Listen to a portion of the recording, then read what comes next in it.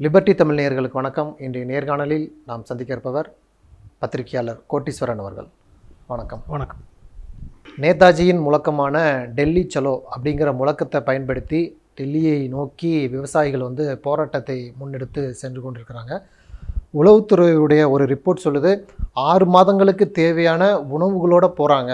ஒரு 2-3 வாரங்களில் தேர்தல் அறிவிக்கப்படலாம் அப்படிங்கிற ஒரு சூழல் இருக்குது. இந்த சூழலில் அந்த விவசாயிகள் போராட்டம் பாஜகவுக்கு ஒரு பெரும் பின்னடைவாக இருக்கும் அப்படின்னு பார்க்கப்படுது. இந்த போராட்டங்கள் எப்படி பார்க்குறீங்க? போலீஸுடைய அடக்குமுறைகளையும் எப்படி நீங்கள் பார்க்குறீங்க?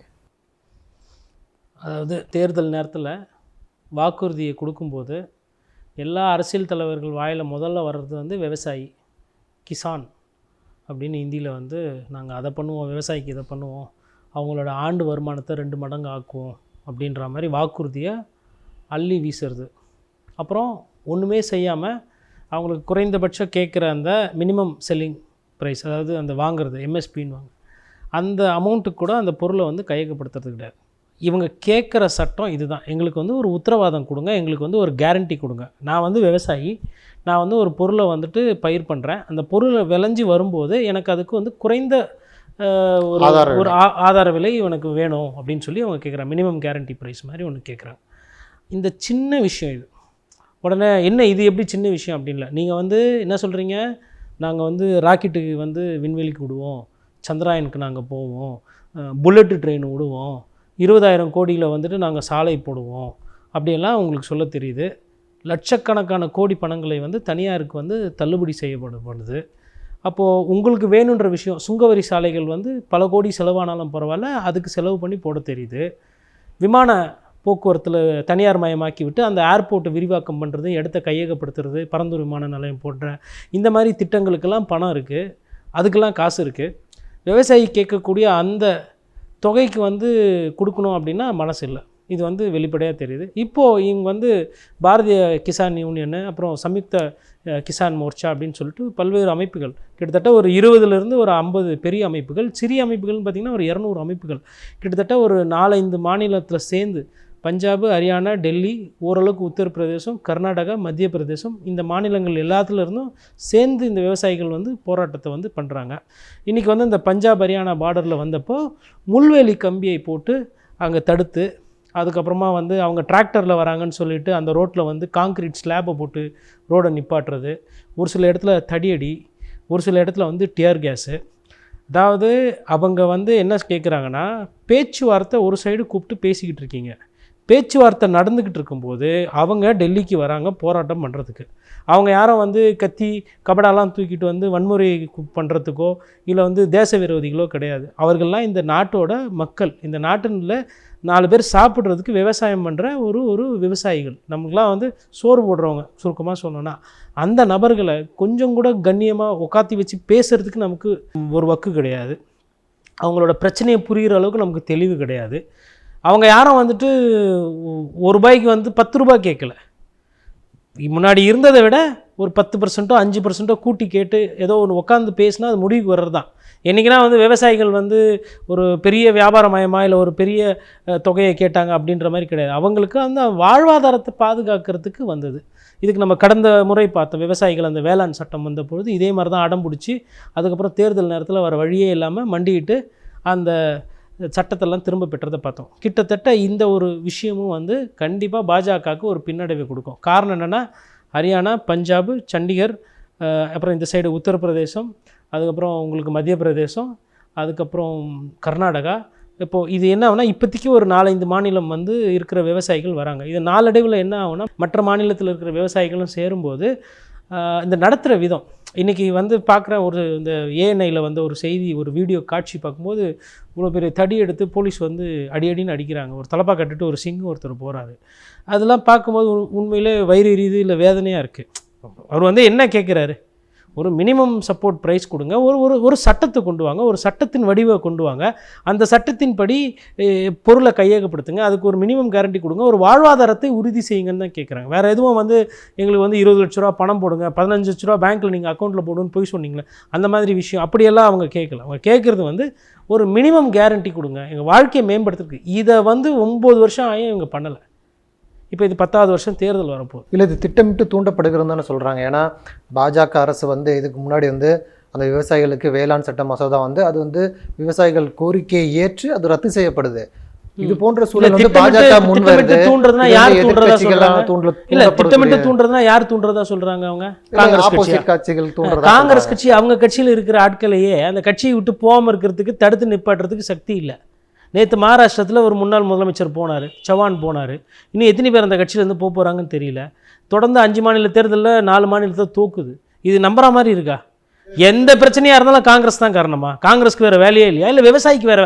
அந்த விவசாயி தலைவர் அந்த நரேஷ் தீக்கத் அவர் அதான் சொல்கிறாரு, ஏன்பா எப்போ பார்த்தாலும் எங்களை கொதிநிலையிலேயே வச்சுருக்கீங்க, நாங்கள் வந்து பயிரை வைக்கணும், இப்போ 10 காசு சம்பாதிக்கணும், புள்ளைக்குட்டிங்களை படிக்க வைக்கணும், எங்கள் வாழ்வாதாரம் மோசமாக இருக்குது, எங்களுக்கு இதுதான் வேலையா? எப்போ பார்த்தாலும் பொழுதுக்கும் ரோட்டில் வந்து போராட்டம் நின்று வயிற்றுலையும் வாயிலையும் அடிச்சுக்கிட்டு தொண்டை தண்ணி போக நம்ம கத்தனமா, எங்களை ஏன் இப்படி வைக்கிறீங்கன்னு தான் கேட்குறாரு அவர்.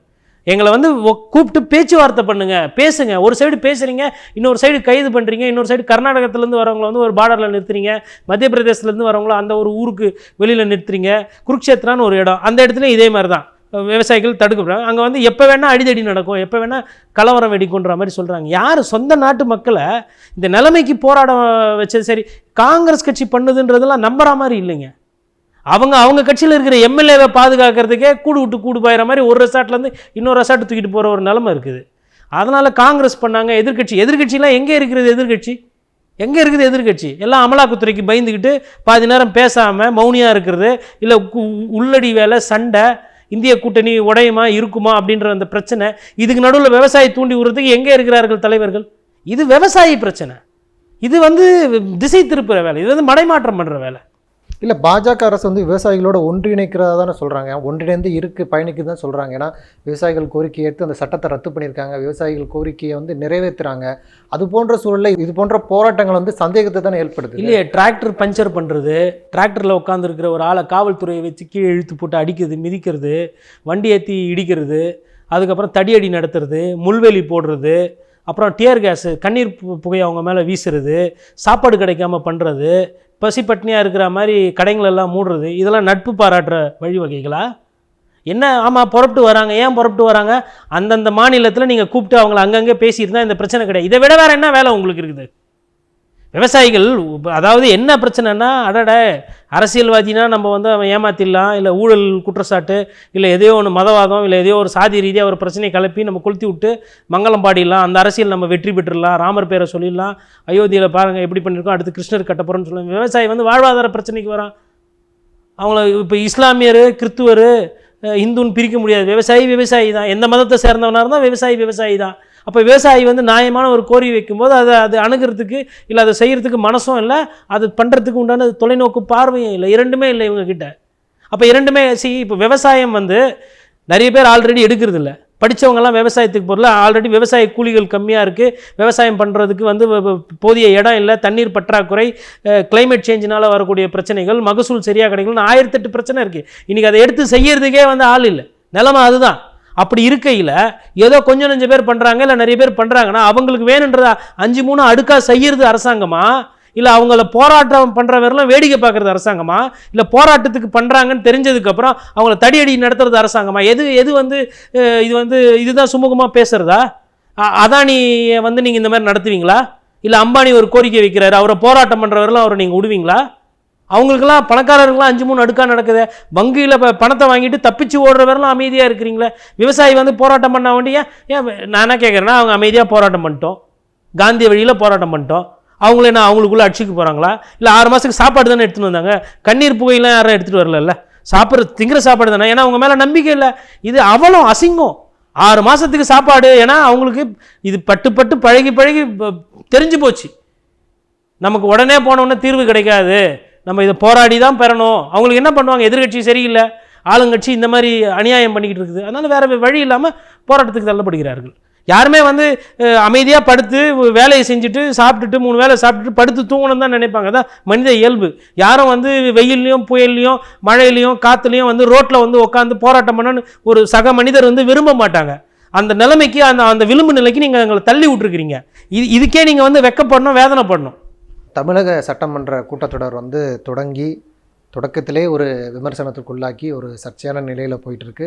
ஆளுநர் வந்து கடந்த முறை போலவே தேசிய கீதம் இசைக்கும் முன்பே வெளியேறாரு. ஒரு சில வரிகளை வந்து கடந்த முறை படிக்காமல் தவிர்த்தார். இந்த முறை வந்து நான் 2 நிமிடத்திலே உரையை முடித்துவிட்டு எனக்கு அதில் உடன்பாடு இல்லை, நண்பகத்தன்மை இல்லை, உண்மைக்கு புறம்பாக இருக்குது, இது போன்ற குற்றச்சாட்டுகளை முன்வைக்கிறாரு. இது ஒரு புறம் இருந்தாலும் இன்னொரு புறத்தில் சொல்லப்படுது என்னென்னா, அதாவது நாடாளுமன்ற தேர்தல் வருது, தொடர்ந்து வந்து இந்த தமிழ்நாட்டில் பாஜகவுடைய ஆட்சி வரணும், அதாவது திமுகவுக்கு எதிரான ஒரு சூழலை உருவாக்கணுங்கிறதுக்காக திட்டமிட்டு, அதாவது பாஜக வந்து கட்சியாக வெளியேயும், அதாவது எதிர்க்கட்சியாக அதிமுக ஒரு சைடில் செயல்படுது. ஆளுநரும் தனக்குண்டான அந்த அஜெண்டா படி சட்டமன்றத்தில் கூட, அதாவது இந்த அரசுக்கு எதிரான அந்த ஒரு திட்டமிட்ட பரப்புரையை மேற்கொள்ளணுங்கிறதுக்காக அந்த குறிப்பிட்ட அந்த உரையை தவிர்த்தார்னு சொல்லப்படுது. இல்லை, ஒரு மறைமுக அஜெண்டாங்கிறாங்களா, இது எப்படி பார்க்குறீங்க? இல்லை, இதில் மறைமுக அஜெண்டா அப்படின்றதை தாண்டி அவர்கள் வந்து ரொம்ப தெளிவாக ரொம்ப தீவிரமாக இருக்காங்க. எதில் தெளிவு எதில் தீவிரம் அப்படின்றத நம்ம ஒவ்வொன்றா பார்ப்போம். முதல்ல வந்து ஐயா என்ன சொல்கிறாரு, ஆளுநர் அவர்கள் வந்து மொத்தமாக அவர் சட்டமன்றத்தில் செலவு பண்ண நேரம் வந்து பார்த்திங்கன்னா 10 நிமிடம் கூட கிடையாது. அதில் குறிப்பாக அந்த ஆக்கப்பூர்வமான அந்த நேரம்னு பார்த்திங்கன்னா 4 நிமிஷத்தி 30 செகண்டோ ஏதோ தான் வருது. அதாவது திருக்குறள் படித்தது, உள்ளே வந்தது, வணக்கம் வச்சது, அதெல்லாம் சேர்த்து. ஸோ மொத்தமாக வந்து அவர் ஒரு காரில் வந்து உள்ளே போய் அதுக்கப்புறம் திருப்பி அவர் வேக வேகமாக போனதுக்கு எடுத்துக்கொண்ட நேரமே வந்து 10 நிமிஷத்துக்கு கம்மி தான். அப்போ ஒரு 234 சட்டமன்ற உறுப்பினர்கள் இருக்கிற ஒரு இருக்கைக்கும் ஒட்டுமொத்த தமிழகத்தோட அரசியல் முடிவு பண்ணுற இடத்துக்கோ இல்லை வாழ்வாதார பிரச்சனைகள் பேசக்கூடிய ஒரு மன்றத்துக்கு ஐயா கொடுத்தது 10 நிமிஷத்துக்கு குறைவாக. சரி, இப்போது இது அவரோட அந்த துணி. இப்போது இதில் என்னென்னா நம்ம பார்க்கணுன்னா, அவர் என்ன சொல்கிறாருன்னா, தீர்வு, அதுக்கப்புறமா வந்து குழப்பம் பண்ணுறது, குழப்பம் பண்ணி அரசியல் பண்ணுறது. இப்போ ஐயா வந்து தீர்வு கொடுத்துருக்காரு, ஆளுநர் RN ரவினா தீர்வு கொடுக்கறதில்ல. அவர் வந்து என்ன பண்ணுறாருனா, வேணும்ட்டே வந்து அரசியல் பண்ணி இதில் வந்து குழப்பம் பண்ணி மக்களை பிளவுபடுத்தணுன்றது தான் அவரோட நோக்கமாக இருக்குது. எப்படி நம்ம சொல்கிறோன்னா, ஒரு 2-3 நாட்களுக்கு முன்னாடியே அந்த கோப்புகள்லாம் போய்விட்டது. இதுதான் வந்து பக்கம், இத்தனை பக்கம், 58-60 பக்கம் கிட்டத்தட்ட வரும், இதான் நீங்கள் படிக்க போகிறீங்க, இதுதான் உரைன்ற மாதிரி கொடுக்குறாங்க. எனக்கு இதிலெல்லாம் சந்தேகம் இருக்குது, இதிலெல்லாம் உண்மைக்கு மாறான செயல் இருக்குது, உண்மைக்கு மாறான தகவல் இருக்குது, தகவல் வந்து தவறாக இருக்குது, இதோட நான் ஒத்துப்போல, இது உண்மை அல்ல அப்படின்ற மாதிரி அவர் பதிவு பண்ணுறாரு. அப்போ அதுக்கு என்ன பொருள்னா பொய்ன்னு அர்த்தம். அது அவருக்கு கொடுத்த அந்த பேப்பர் வந்து பொய்.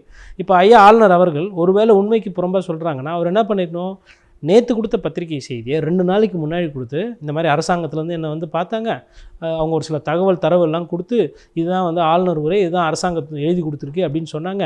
என்னோடய மனசாட்சி என்னை உறுத்துகிறது, இதில் இந்த பேரெல்லாம் தவறு இருக்குது, இந்த திட்டத்தை பற்றிலாம் இவங்க வந்து இல்லாதும் பொல்லாதமாக சொல்லியிருக்காங்க, மக்களுக்கு எல்லா பயனும் போயிட்ட மாதிரி வாக்குறுதி அள்ளி வீசியிருக்காங்க, அப்படி கிடையாதுன்னு சொல்லி அவர் பத்திரிகை செய்தி முன்னாடியே கொடுத்துருந்தாருன்னா, அவர் வந்து ஒரு ஜனநாயகவாதி, அவர் வந்து டிப்ளமேட். அதாவது ஓகே, கவர்னர் வந்து நெறி பிரகாரம் நடந்துக்கிறாரு, இல்லை அவருக்கு உண்டான சந்தேகங்களை பொது வழியில் முன்கூட்டியே ஏற்றுறாரு அப்படின்னு கேட்டிருந்தா அரசாங்கம் அதற்கு ஒரு விளக்கமோ இல்லை அதற்கு ஒரு எதிர்மறையான ஒரு வாக்கியத்தையோ எதையோ ஒன்று சொல்லியிருப்பாங்க. அது முதல் பார்வை. ரெண்டாவது, அதுக்கெல்லாம் ஒத்துக்கிட்டார். இவர் போகிறாரு, அப்பாவு போகிறாரு, சபாநாயகர் அவைத்தலைவர் போய் சபாநாயகர் போய் பார்த்துட்டு இது பண்ணோன்னா நல்லா பேசுகிறாரு, நல்லா கண்ணியமாக நடத்துகிறாங்க, டீ சாப்பிட்டு போங்கன்றாங்க, நட்பு பாராட்டுறாங்க. இவரும் வந்து வெளுத்ததெல்லாம் பால் நினச்சிட்டு அப்பாவும் வந்து கும்பிட்டுட்டு வந்துடுறாரு. வந்துட்டு கவர்னர் வந்துட்டேன்னு சொல்லிட்டாங்க, ஒன்றும் பிரச்சனை இருக்காது, இப்போது எல்லாம் ரெடி பண்ணுங்கள், அதெல்லாம் இது பண்ணுங்கள், அப்படி பண்ணுங்கள் அப்படின்னு சொல்லிட்டு இவர் ரெடியாக வர்றாரு. திமுகவில் ஒரு சிலருக்கு டவுட்டு, இது எதனா சூசகமாக எதனா பண்ணுவாப்பிலையா அப்படின்னு சொல்லிட்டு அவங்க என்ன பண்ணுறாங்க, ரெடிமேடாக மைக்கு, ஒரு சில ஃபைலு ப்ரிப்பேர் பண்ணி வச்ச தரவுலாம் வச்சு அவங்க ஒரு சைடு வெயிட்டிங் இருக்காங்க. அதுக்கப்புறம் அன்றைக்கி நடக்கும்போது என்ன பண்ணுறாங்க, முதலமைச்சர் வராரு, காவல்துறையெலாம் வந்து அவருக்கு அந்த மரியாதை செலுத்துகிறாங்க. அந்த சிகப்பு கம்பளம் வரவேற்பு கவர்னருக்கும் கொடுக்கப்படுகிறது. 2 பேரும், முதலமைச்சரும் அந்த மரியாதையை ஏற்றுக்கொள்கிறார், கவர்னரும் அந்த மரியாதையை ஏற்றுக்கொள்கிறார். அப்புறம் நல்லா தான் பேசுகிறார் கவர்னர், வந்து சபாநாயகர் அப்பாவுக்கிட்ட நல்லா பேசுகிறாரு, சிரிக்கிறாரு, அப்புறம் காமாக வராரு. அதுக்கப்புறம் உள்ளே போய் உட்கார்ந்தோடனே திடீர்னு அந்த கேரக்டரில் அந்த ஒரு மாற்றம் என்னன்னா வந்து அவருக்கு என்ன தோணுதோ அதுக்கப்புறம் அதை ஒண்டி பண்ணிவிட்டு அவசரமாக வந்து போகிறார். இப்போ இங்கே தான் வந்து அவரோட மனநிலை என்னன்றதை நோட் பண்ணோம். அதாவது இந்த விழாக்கு வந்து உண்மைக்கு புறம்பாக இருக்குது, இதில் தகவல் உண்மை இல்லைன்னா ஃபஸ்ட்டு அதை நான் பேச மாட்டேன், இதை நீங்கள் சரி பண்ணி கொடுத்தா தான் நான் பேசுவேன்னு சொல்லிட்டு வீட்டிலேருந்தே முடிவு எடுத்துருக்கலாம். ஆனால் வீட்டிலேருந்தே ஒரு முடிவு எடுக்கல, மொதல் பாயிண்ட். ரெண்டாவது, சட்டமன்றத்துக்கு வராரு, வந்ததுக்கப்புறம் என்ன பண்ணோம், அவர் என்ன சொல்கிறாரு, தேசிய கீதம் வந்து ஒழிக்கணும், நான் வந்தால் தேசிய கீதம் ஒழிக்கணும் அப்படின்றாரு. கூட வந்து கவர்னர் செக்ரட்டரி இருக்காங்க, அசம்பிளி செக்ரட்டரி இருக்கார், 2 செக்ரட்டரியும் கூப்பிட்டு, இப்போ சீனிவாசன் நீங்கள் வாங்க, அசம்பிளி செக்ரட்டரி இருக்கார், கவர்னர் செக்ரட்டரி வாங்க, நான் வந்தால் நேஷ்னல் ஆந்தம் பாடணுன்னு சட்டம் ரூல்ஸ் இருக்குல்ல, யூனியன் ஹோம் மினிஸ்ட்ரி ரூல்ஸ், அது பிரகாரம் ஃபஸ்ட்டு தேசிய கீதத்தை போடுங்க அப்படின்னு அங்கேயே கேட்டிருக்கலாம் முதல்ல எடுத்த உடனே. வணக்கம் சொல்லிவிட்டு அதுக்கப்புறம் முதல்ல எடுத்தோன்னே போட்டு சொல்லி கேட்டிருக்கலாம். அப்போவே அந்த இடத்துக்கு வந்து ஒரு தீர்வு ஒன்று வந்திருக்கும். ஆனால் அவர் தீர்வு பண்ணலை. அவர் என்ன பண்ணுறாரு, கலகம் பண்ணுறாரு. புரியுதுங்களா? அப்போ என்ன பண்ணுறாருன்னா, தமிழ்த்தாய் வாழ்த்து வருது, அதுவும் முடிஞ்சிடுது. அதுக்கப்புறம் திருக்குறள் சொல்லி ஆரம்பிக்கிறார், எல்லாம் முடிச்சுட்டு அதுக்கப்புறம் என்ன சொல்கிறாரு, தேசிய கீதம் பாடலை.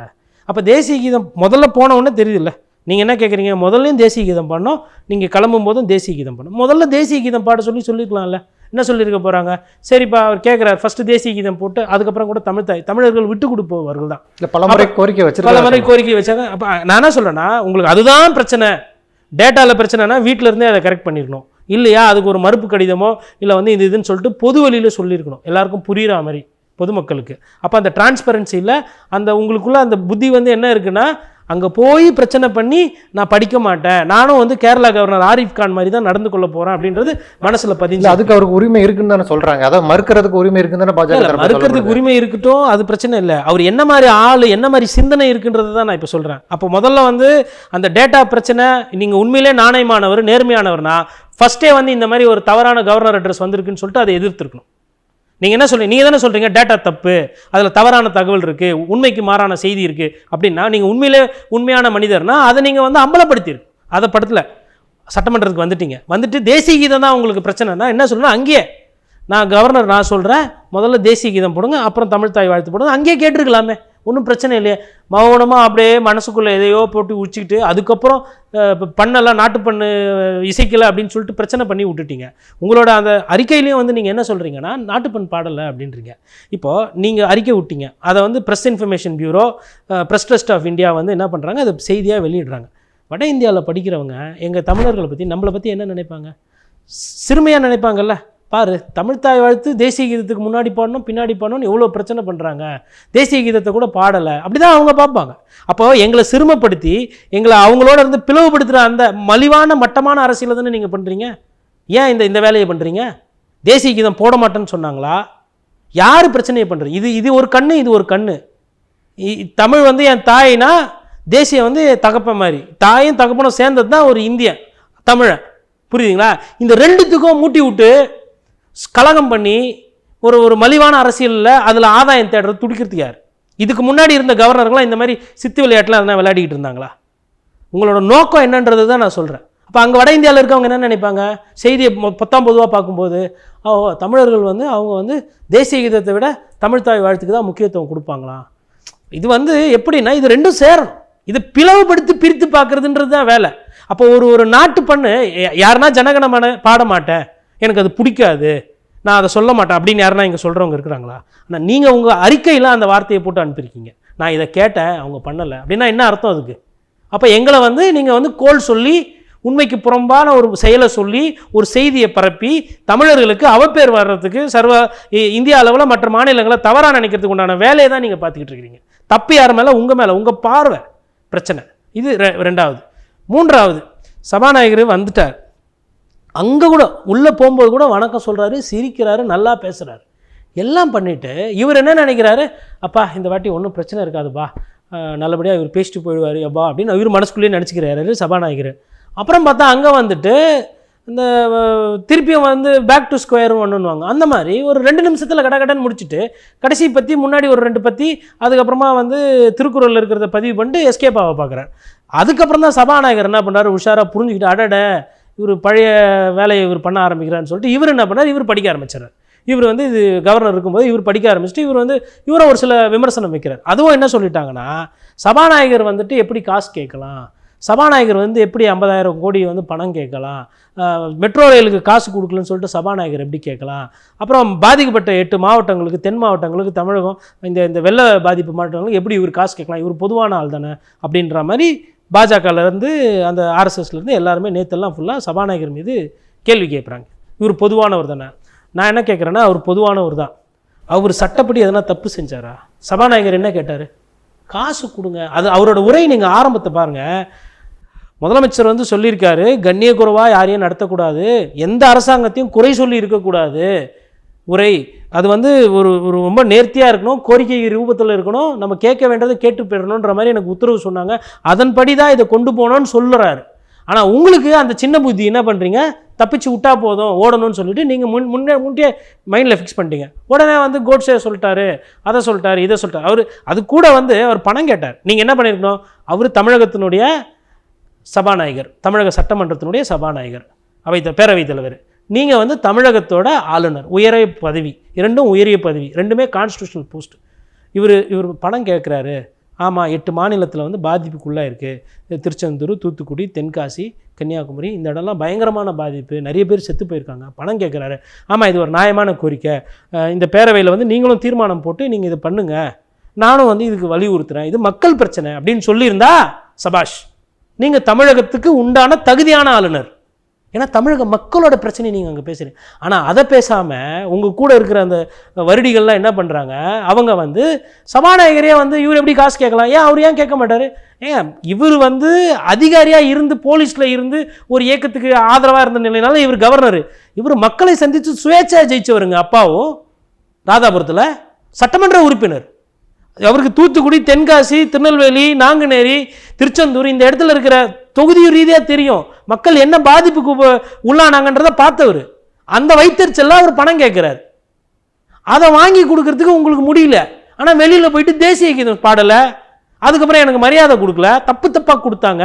சரி, எல்லாம் நடந்துச்சுல்ல, சட்டம் படித்தவர் தானே நீங்கள் ஒரு அதிகாரியாக இருந்தீங்கல்ல, சட்டத்துக்கு புறம்பாக இருக்குன்னா எங்கே வழக்காடு மன்றம் சென்று இது மேலே கேஸ் போடுங்க பார்க்கலாம், இந்த மாதிரி பண்ணாங்கன்ட்டு. தேசத்துக்கு விரோதமான சொற்கள் அதில் இருக்குன்னு தானே சொல்லியிருந்தாரு. தேசத்துக்கு விரோதமான சொற்கள் இருக்குன்னா வழக்கு போடுங்க பார்க்கலாம். நீங்கள் தானே சொல்கிறீங்க நாங்கள் வந்து கோட்சேவோட வாரிசு, நாங்கள் வந்து சவார்கர் எங்களோட தலைவர், நீங்கள் தானே சொல்கிறீங்க. அப்போ இதெல்லாம் நான் தேசத்துக்கு விரோதமான வார்த்தைகளா இது?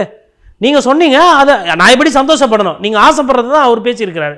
அப்படியே கடைசியாக அவை குறிப்பிலேருந்து நீக்கிட்டார் வச்சுக்கோங்க. கடைசியாக சரி, கவர்னருக்கு பிடிக்கல, அவர் பேசினதையே பாதி அவரே நீக்கிட்டார். யார்? சபாநாயகர். அதுக்கப்புறம் என்னன்னா பத்திரிகை செய்தியில் திருப்பி அதெல்லாம் போட்டு இவர் அனுப்புகிறார். யார்? கவர்னர். அப்போது நோக்கம் என்ன? இதை வைத்து தேசிய அளவில் ஒரு சர்ச்சையை உருவாக்கணும். இதை வைத்து நடக்க வேண்டியது என்ன? பட்ஜெட்டுக்கு என்ன பேச போகிறாங்க, திட்டம் என்ன, அரசாங்கம் கரெக்டாக போதா, அதை பற்றி எதனா பேசி ஆக்கப்பூர்வமான அரசியல் பண்ணுவார். பார்த்தா பண்ணது பூரா கலகம் பூரா வந்து அதுவும் என்ன டிஃப்ரெண்ட் லெவலில் ஃபஸ்ட் போகிறது ஆரம்பிக்கும் போதே ஒரு பிரச்சனை, வந்ததுக்கப்புறம் ஒரு பிரச்சனை, அங்கே திருப்பி போயிட்டதுக்கப்புறம் அங்கேருந்து திருப்பி அறிக்கை. அப்போ என்னென்னா செய்தி வந்து கவர்னரை வந்து கவர்னர் வர்சஸ் அரசாங்கம். அப்போ பாக்கி பிரச்சனை எல்லாமே மங்கடிக்கு செய்யப்பட்டுரும். இதுதான் அவங்களோட நோக்கம். இல்லை, இன்னொரு பக்கம் விமர்சனம் என்னென்னா, நீங்கள் சொன்னது போல் கவர்னர் வந்து அந்த கையெழுத்திடாமல் அங்கேயே மறுப்பு தெரிவிச்சிருக்கலாம். அதையும் மீறி அவர் சட்டமன்றம் வராரு, அங்கே வந்து பதிவு பண்ணுறாரு. அதாவது இந்த அரசு மக்களுக்கு எதிராக இருக்குன்னு ஒரு கருத்தை பதிவு பண்ணுறாரு. எதுவுமே பண்ணலைங்கிறது அதனுடைய நோக்கமாக இருக்குது. நீங்கள் சொன்னது போல் தேசிய கீதம் கூட அந்த கருத்தை அவர் முன்வைத்திருக்கலாம். அங்கு கூட அவர் பதிவு பண்ணுறாரு, தமிழ்நாடு அரசாங்கம் தேசிய கீதத்தை பாட மறுக்குது அப்படின்னு ஒரு கருத்தை பதிவு வைக்கிறார்ல. இதுதான் வந்து அவங்களுடைய நோக்கம். இந்த அரசுக்கு எதிரான இது போன்ற அந்த விமர்சனங்களை கொண்டு போகிறது தான் அவங்களுடைய நோக்கம்னு சொல்கிறாங்கல்ல. இல்லைங்க, நோக்கம் ஒன்று இல்லைங்க. இது வந்து நோக்கம் வந்து ஒரு நல்ல விஷயத்துக்கு யூஸ் பண்ணுறது. இது வந்து மிகவும் மலிவான ஒரு திட்டமிடுதல். இது நோக்கன்றது வந்து நல்ல நோக்கம் இருக்கும், ஒரு தொலைநோக்கு பார்வை இருக்கும். இது நோக்கம்னு சொல்ல முடியாது. இது வந்து கலகம் பண்ணணும், மக்களை பிளவுபடுத்தணும், மக்களை சீரழிக்கிற ஒரு அரசியல். இப்போது நீங்கள் டெல்லியில் இருக்கிறவங்க எப்படி பார்ப்பாங்க? தேசிய கீதம் கூட பாட மாட்டேன்றாங்கப்பா, அப்படி தானே அவங்க புரிஞ்சுக்குவாங்க. அவங்க யாரும் இங்கே வந்து உட்காந்து பார்க்கல. கவர்னர் போனதுக்கு பிறகு தேசிய கீதம் ஒழிச்சது, தேசிய கீதம் ஒழிக்கும் போதே இவர் எழுந்து போகிறதுக்கு தயாராகிட்டாருன்றது அவங்களுக்கு தெரியாது. அவங்க என்ன பண்ணுவாங்க, இவர் கொடுக்குறத ஹிந்தியில் மொழியாக்கம் பண்ணி அங்கே போடுவாங்க. அவங்க ஹிந்தியில் படிப்பாங்க. தமிழக செய்தியோ இல்லை தமிழகத்திலேருந்து போகிற செய்தியோ அங்கே போகாது, இதுதான் போகும். அப்போ அவங்க பிரச்சாரம் பார்க்கும்போது என்ன நினைப்பாங்க, அடடா ரவி வந்து நல்லா கேட்குறாரு, இந்த வேலையை தான் அவங்க செய்கிறாங்க. அப்போ இவங்களோட அந்த நோக்கம் என்பது நீங்கள் சொன்ன மாதிரி ரொம்ப அது மலிவானது. இது வந்து மக்கள் வந்து உடனே எல்லாம் சொல்கிறாங்க, கவர்னர் ஆஸ் தி அத்தாரிட்டி, கவர்னருக்கு பவர் இருக்குது, கவர்னருக்கு ஒன்றுமே இல்லை, அது வந்து பொம்மை அதிகாரம். ஆளுநர் ரவி அவர்கள் செந்தில் பாலாஜி ஏன் அமைச்சராக இருக்கிறான்னு கேள்வி தான் கேட்க முடியும், பதவியிலேருந்து நீக்க முடியாது. செந்தில் பாலாஜியாக ராஜினாமா கடிதம் கொடுத்த உடனே இப்போ பதவி பறிக்கப்படும். பதவி வந்து அவரே விலகிக்கிறார். அதுதான் சட்டம். சட்டத்தில் என்ன சரத்தில் என்ன இருக்கோ அது பிரகாரம் தான் பண்ண முடியும். இல்லாத ஒரு அதிகாரத்தை இருக்கிற மாதிரி இவங்க ரொம்ப நாளாக சொல்லி மக்களை ஏமாற்றிக்கிட்டு இருக்காங்க. இந்திய அரசியல் சாசனத்தில் 175, 176 தரவுகளில் கவர்னருக்கு என்ன அதிகாரம், முதலமைச்சருக்கு என்ன அதிகாரம்னு சொல்லியிருக்கு. சட்டத்தில் என்ன சொல்லியிருக்குன்னா, governor should act as the advice of the chief minister and the council of ministers தான் இருக்குது. Chief minister should act as per the aid and advice of the கவர்னர்னு இல்லை. சட்டத்தில் வந்து முதலமைச்சரோட ஆலோசனைப்படி கவர்னர் நடந்துக்கணும், கவர்னரோட ஆலோசனைப்படி முதலமைச்சர் நடந்துக்கணும்னு எந்த சட்டத்திலையும் இல்லை. இதுதான் சட்டம், இதுக்கு மிஞ்சி கிடையாது. இல்லை, இதெல்லாம் வந்து ஆளுங்கட்சியாக இருக்கும்போது சொல்லக்கூடிய கருத்து தான். ஏன்னா எதிர்க்கட்சியாக இருக்கும்போது நீங்கள் வந்து எதாக இருந்தாலும் கவர்னர்கிட்ட தான் முறையிடுறீங்க. இப்போ ஒரு மினிஸ்டர் நியமனத்தில் கூட நீங்கள் சொன்னது போல் ஆர்டர்டு பை கவர்னர் தான் அந்த வருது. ஆனாலும் ஆளுநருக்கு வந்து அதிகாரம் இல்லை அப்படிங்கிறத பொத்தாம்போதோ சொல்ல முடியாது அப்படிங்கிறாங்கல்ல பாஜக. சரிங்க, அதாவது ஆளுநருக்கு அதிகாரம் இருக்குது அப்படின்னு நம்ம வச்சுக்குவோமே. அப்போ ஏன் செந்தில் பாலாஜி அவர்கள் வந்து கைது செஞ்சாச்சு, ஜெயிலுக்கு போட்டாச்சு, வைத்தியம் பார்த்துக்கிட்டு அமைச்சராக வந்து உட்காந்துக்கிட்டு இருந்தார்? ஏன் அன்றைக்கி வந்து உங்களுக்கு இருக்கிற அதிகாரத்தை பயன்படுத்தி கேள்வியெல்லாம் கேட்கறதில்ல? சட்டப்படி தப்பு தானே, தவறான ஒரு தானே அமைச்சர், ஊழல் குற்றச்சாட்டுகள் இருக்குது, கைதே செஞ்சாச்சு. அப்புறம் எப்படி அவர் அமைச்சராக தொடர்ந்தார்? அப்போ ஆளுநருக்கு அதிகாரம் எங்கே போச்சு? அப்போ அது இல்லாத அதிகாரத்தை இருக்கிற மாதிரி பேசிக்கிட்டு இருக்கீங்க, அதுதானே? ஒன்றும் இல்லைங்க, அதிகாரம் இருக்குன்றீங்களா? எங்கே ஒரு ரேஷன் கடையில் போயிட்டு ஒரு ரைடு ஒன்று விட்டு எங்கன்னா ரேஷன் கடையில் வேலை சரியாக செய்யாதவங்களையோ இல்லை லஞ்சம் வாங்குகிற ஒரு இன்ஸ்பெக்டர் அவர் எதனா பண்ண முடியும்? பண்ண முடியாது. அரசாங்கம் தான் பண்ண முடியும். அரசாங்கம் கொடுக்குற கோப்பில் கையெழுத்து போடுறது ஒண்டி தான் அவர் வேலை. அவர் வந்து அரசியல் சாசன பிரகாரம் தகவல் கேட்கலாம், அந்த தகவலை கேட்டு பெற்று அந்த தகவலை மத்திய அரசுக்கு அனுப்பலாம். போஸ்ட்மேன் மாதிரி. எதனா ஒரு ஐஏஎஸ் அதிகாரி ஒரு சஸ்பெண்ட் பண்ண முடியுமா? இல்லை ஒரு ஐபிஎஸ் அதிகாரி ஒரு ட்ரான்ஸ்ஃபர் பண்ண முடியுமா? பை தி ஆர்டர் ஆஃப் கவர்னர்னால் அது ஸ்டாம்ப்பு, அது பழக்க மரபு.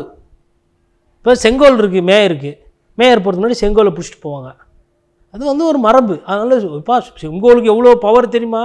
செங்கோல் தான் கையெழுத்து போடுது, செங்கோல் தான் ட்ரான்ஸ்ஃபர் பண்ணுது, செங்கோல் தான் பழி வாங்குது, செங்கோல் தான் அரசியல் பேச சொல்ல முடியுமா? புரிஞ்சுக்கணும்.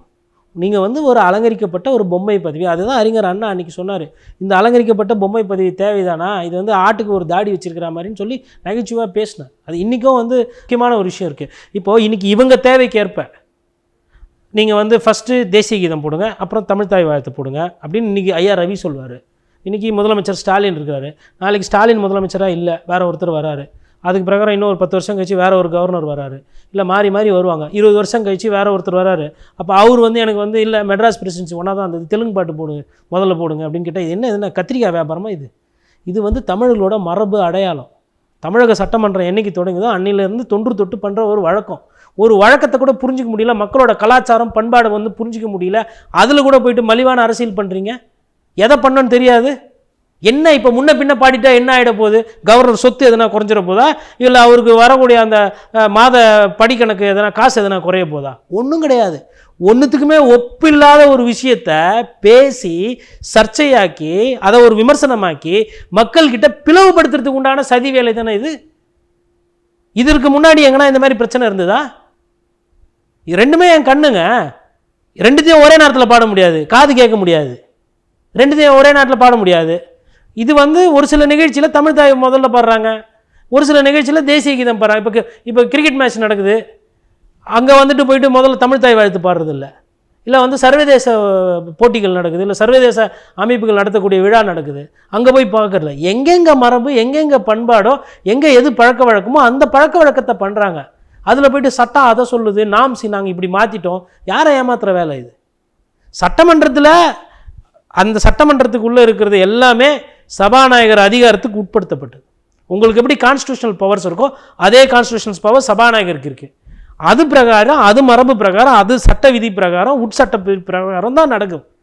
அதில் எதனா உங்களுக்கு சந்தேகம் இருக்குது, இல்லை அதில் எதனா தவறு நடந்தால் வழக்கு தொடருங்க. அதான் முறை. நீங்கள் உண்மையிலே இதெல்லாம் சரி செய்யணும், இது தப்பு அப்படின்னு நீங்கள் கண்டுபிடிச்சிட்டிங்கன்னா வழக்கு தொடருங்க. ஆனால் கோர்ட்டுக்கு தொடர்ந்து போனால் என்ன ஆகுது? கோர்ட்டும் குட்டு வைக்குது. அப்போ சட்டத்தில் என்ன இருக்கோ அதை தான் நீ பண்ண முடியும், உங்கள் இஷ்டத்துக்கு நீங்கள் நினைக்கிறதெல்லாம் பண்ண முடியாதுன்னு சொல்லி தான் சொல்லி அனுப்புது, பஞ்சாயத்து பண்ணுன்னு சொல்லி அனுப்புது கோர்ட். நிறைய தகவல்களை நேயர்களுக்கு சொல்லியிருக்கீங்க. உங்கள் நேரத்துக்கு மிக்க நன்றி. நன்றி.